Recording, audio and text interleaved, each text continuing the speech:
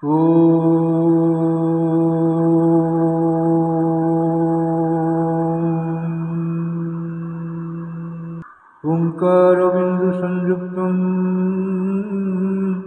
नित्यं ध्यायन्ति योगिनः कामदं मोक्षदं तुभ्यं ओंकाराय नमो नमः। ॐ नमो गुरुदेवाय नमः। गुरुब्रह्मा गुरुर्विष्णु गुरुदेवो महेश्वरः गुरुसाक्षात् परं ब्रह्म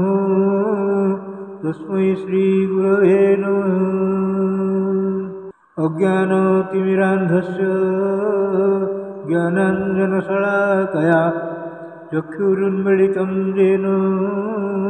तस्मै श्री गुरवे नमः। अखण्डमण्डलाकारं व्याप्तं येन चराचरं तत्पदं दर्शितं येन तस्मै श्री गुरवे नमः। ध्यानमूलं गुरुर्मूर्ति पूजामूलं गुरोर्पदं मन्त्रमूलं गुरोर्वाक्यं मोक्षमूलं गुरोर्कृपा। ब्रह्मानन्दं परमसुखदं केवलं ज्ञानमूर्ति द्वन्द्वातीतं गगनसदृशं तस्मिन्नस्यादिलक्ष्यम् एकं नित्यं विमलमचलं सर्वधी साक्षीभूतं भावातीतं त्रिगुणरहितं सद्गुरुं तं नमामि। मन्नाथ श्री जगन्नाथ मद्गुरु श्री जगद्गुरु मदात्मा सर्वभूतात्मा तस्मै श्री गुरवे नमः। जंगारु ब्रह्ममूर्ति प्रणवतनुधरं सर्ववेदान्तसारं भक्तानां कल्पवृक्ष भवजलतरणी सर्वतत्त्वानुतत्त्वं योगिनां हंसतत्त्वं हरिहरनमितं श्रीपति वैष्णवानां शैवानां भैरवश्च पशुपतिः परमशक्तितत्त्वं च शाक्तं बौद्धानां बुद्धसाक्षात् वृषभजतिवर जैनसिद्धान्तसारं तं देव पातु नित्यं कलिकलुषहरं नीलशैलादिनाथम्। अथ श्रीमद्भागवतं प्रथमस्कन्ध नवमोऽध्यायः। नारायणं नमस्कृत्यं नरं चैव नरोत्तमं देवीं सरस्वतीं व्यासं ततो जयमुदीरयेत्। मूकं करोति वाचालं पङ्गुं लङ्घयते गिरिं यत्कृपातमहं वन्दे परमानन्दमाधवम्। निगमकल्पतरोर्गलितं फलं सुखमुखातमृतं द्रवसंयुतं पिबतं भागवतं रसमालयं मुहुरहो रसिका भुवि भावुकाः। श्रीमद्भागवतं प्रथमस्कन्ध नवमोऽध्याय। युधिष्ठिरादिଙ୍କର ଭୀଷ୍ମଙ୍କ ନିକଟକୁ ଆଗମନ ଏବଂ ଭଗବାନ ଶ୍ରୀକୃଷ୍ଣଙ୍କୁ ସ୍ତୁତି କରିବା ପରେ ଭୀଷ୍ମଙ୍କର ମହାପ୍ରୟାଣ। ଦୂତ ଉବାଚ ଇତି ଭୀତଃ ପ୍ରଜାଦ୍ରୋହାତ୍ ସର୍ବଧର୍ମ ବିଭୀଷୟା ततो विनशनं प्रागात् यत्र देवव्रतोपतत् तदा ते भ्रातरः सर्वे सदस्यैः स्वर्णभूषितैः अन्वगच्छन् रथैर्विप्रा व्यासधौम्यादयस्तथा। भगवानपि विप्रर्षे रथेन सधनञ्जय सतैर्वरोचत नृपः कुबेर इव गुह्यतैः दृष्ट्वा निपतितं भूमौ दिवश्च्युतमिवामरम् प्रणिमुः पाण्डवा भीष्मं सानुगा सहचक्रिणा तत्र ब्रह्मर्षयः सर्वे देवर्षयश्च सत्तमः राजर्षयश्च तत्रासन् द्रष्टुं भरतपुङ्गवम् पर्वतो नारदो धौम्यो भगवान् बादरायण बृहदस्नो भरद्वाज सशिष्यो रेणुकासुतः वसिष्ठ इन्द्रप्रमदस्त्रीतो गृष्टं मदोस्थितः कक्षिवान् गौतमोत्तिष्ठ कौशिकोऽथ सुदर्शनः अन्ये च मुनयो ब्रह्मन् ब्रह्मरातादयो मळा शिष्टैरुपेता जघ्नुः कश्यपाङ्गिरसादयः तान् समेतान् महाभागान् उपलभ्य वसुत्तमः पूजयामास धर्मज्ञो देशकालविभागवे कृष्णं तत्तत्प्रभावज्ञम् आसीनं जगदीश्वरं हृदिस्थं पूजयामास माययोपात्तविग्रहम् पाण्डुपुत्रानुपासीनान् प्रश्रय प्रेमसङ्गतान् अभ्याचष्टानुरागासैरन्धीभूतेन चक्षुषा अहो कष्टम् अहो न्याज्यं जज्जुयं धर्मनन्दन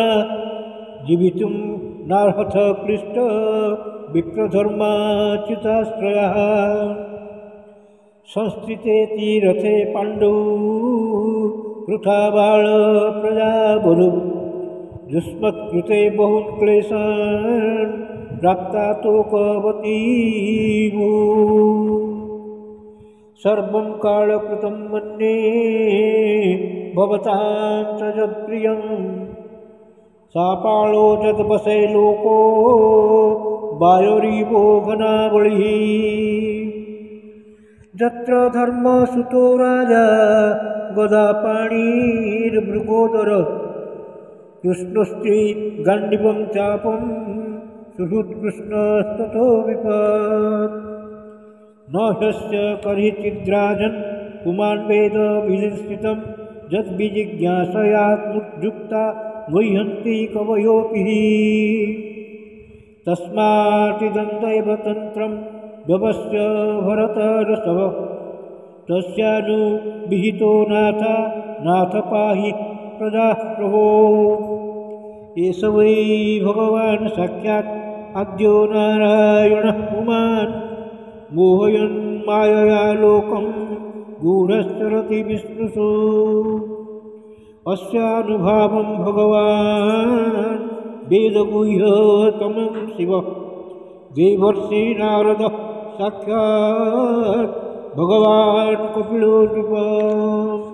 जम्बन्येषे मातुडेयं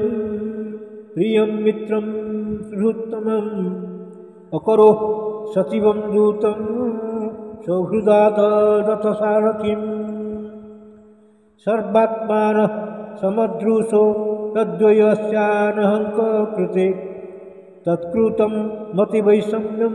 निरवध्यश्च न क्वचित् तथाप्यक्यान्तभक्तेषु पश्य भूपानुकम्पितं जन्मेषु स्थिरतः साक्षात् कृष्णो दर्शनमागतः भक्त्यावेश्य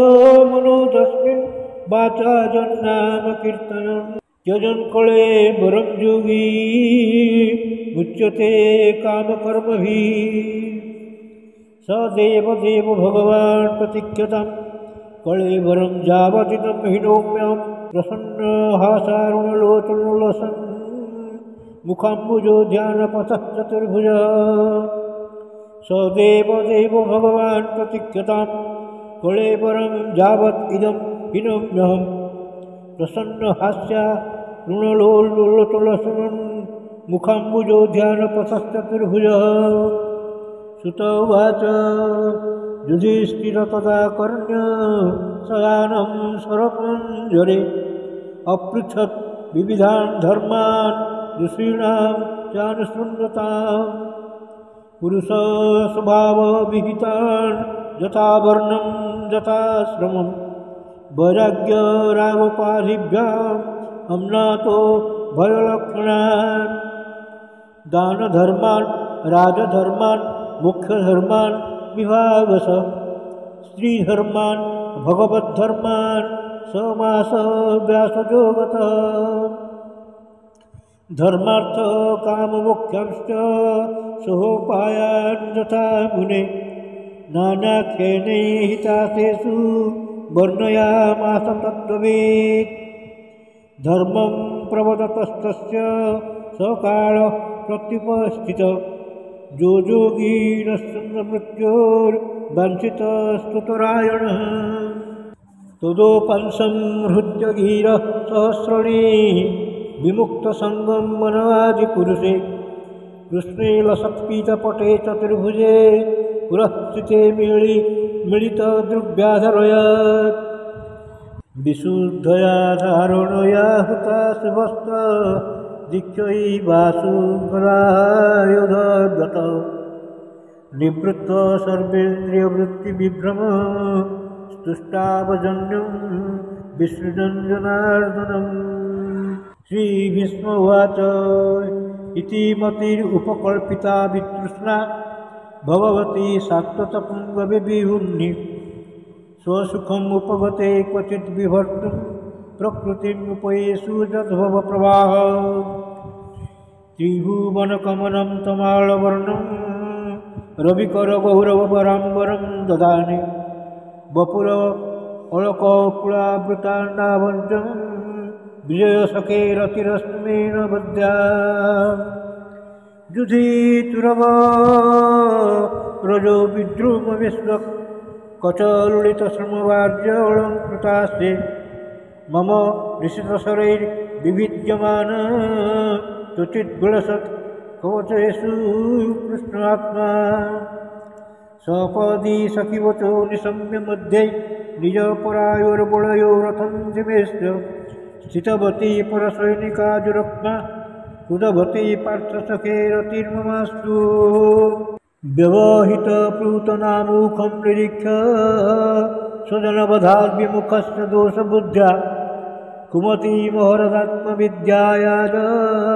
शरणरणति परमश्च तस्य मेस्तु सोनीगम् उपहाय मत्प्रतिज्ञां ऋतम् अधिकवर्तुमवप्लुतो रथश्च धृतरथचरणोऽभ्याकल्पयिश्च चल्दगुः हरिनिव हन्तुमिव गतोत्तरिह सितविशिखहतो विशीर्णदंशः क्षतजपरिप्लुतो आततायिनो मे प्रसभम् अभिससारमतपथार्थं स भवतु मे भगवान् गतिर्मुकुन्दः विजयरथकुटुम्ब आत्तत्तोत्रे धृत हयरस्मिन् तत्स्रिये क्षणिये भगवतिरतिरस्तु मे मुमूर्षो जमह्यं निरीक्ष्य हतागतः स्वरूपम् ललितगतिविलासबल्गुहास प्रणयनिरीक्षण कल्पितोरुमानः कृतमनुकृतवत्य उन्मादान्धा प्रकृतिमगन् किलजस्य गोपबद्ध्वा मुनिगणनृपवर्ज सङ्कुले स्म सदसि युधिष्ठिरराजसूयवेशम् अर्हणमुपवेपवेदपैक्षणीयो मम दृशिगोचर येषाविरत्न तम् अहम् अजं शरीरभाजं हृदि दृष्टितम् आत्मनकल्पितानां प्रतिदृशमिव नैकधार्थमेकं समधिगतोऽस्मि विद्युतभेदमोहः सुत उवाच कृष्णमेव भगवती मनोवाग्दृष्टिवृत्तिभिः आत्मन्यात्मं नवामेश्य सुन्तश्चास उपारमात् सम्पद्यमानमाज्ञाय विश्वं ब्रह्मणि निष्फले सर्वे बहुपुष्टे तूष्णीं वयांसीव दिनात्यये तत्र दुन्दुभयो निदुर्देव मानवबाधिता प्रशंसु साधवो शराज्ञां खात्पेतु पुष्टदृष्टः निर्हरणादि सम्परे तस्य भार्गव युधिष्ठिरः कारयित्वा मुहूर्तं दुःखितोऽभवत् तुष्टमुर्मुनयो कृष्णं तद्गुह्यनामभि ततस्ते कृष्णहृदया स्वाश्रमान् प्रददु पुनः ततो युधिष्ठिरो गत्वा सह कृष्णो गजाभ्यं पितरं सान्त्वयामास गान्धारीं च तपस्विनीम् पित्रा चानुमतो राजा वासुदेवानुमोदितः भक्षकार राज्यं धर्मेण पितृपहितामहं विभुः इति श्रीमद्भागवते महापुराणे पारमहंस्यां संहितायां प्रथमस्कन्धे युधिष्ठिरराज्यप्रलम्भ नाम नवमोऽध्यायः। भीमस्यापि रणे भङ्गो मुनेऽपि मतिभ्रमं यदि शुद्धम् अशुद्धं वा मम दोषो न भिद्यते। श्रीकृष्णार्पणमस्तु श्रीकृष्णार्पणमस्तु श्रीकृष्णार्पणमस्तु।